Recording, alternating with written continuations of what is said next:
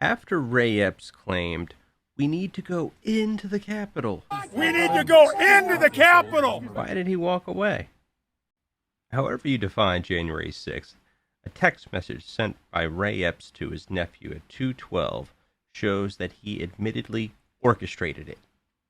But how did it play out? Who was involved? In this analysis, you'll see the orchestra in action and come to know some members. To give the air of legitimacy, the Maestro apparently relied on James Russell Davis, former military police for the U.S. Marine Corps.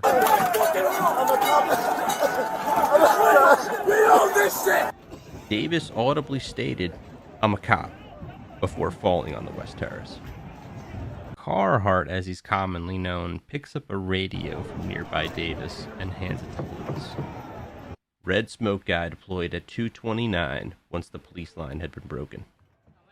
FBI designation Assault on Federal Officer 383, also known as Rotten Olive, can be seen checking the pulse of Davis and signaling for others to carry him away. Davis and Epps rendezvous before exfiltrating together.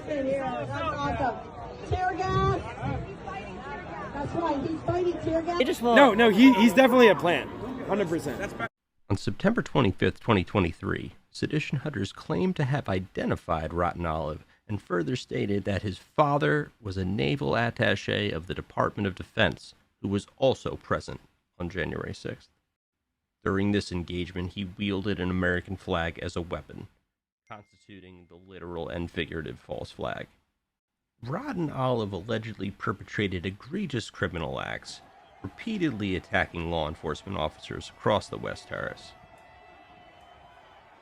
His modus operandi was to pull an officer down the steps, thereby forcing nearby officers to follow into the crowd.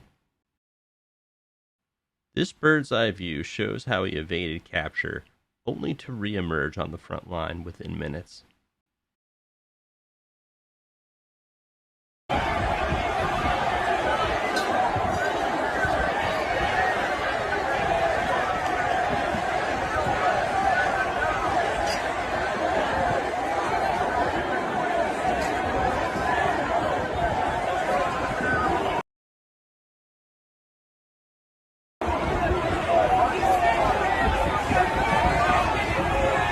Here, he was supported by a cast of suspicious characters, including Pouty Man and Moss-Tone Sprayer 385.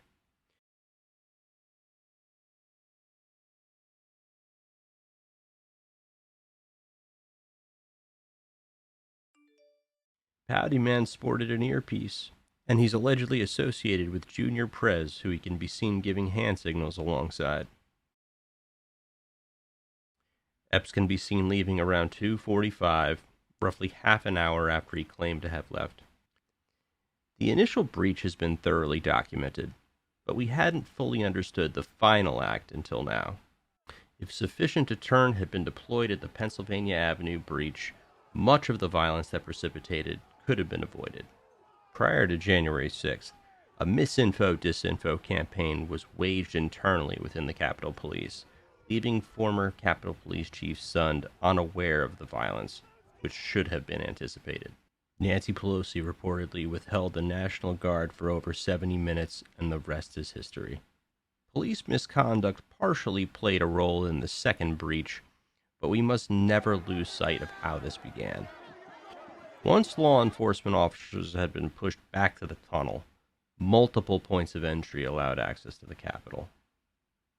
The Maestro's orchestration allowed the crowd past permitted areas into the trap. Thank you.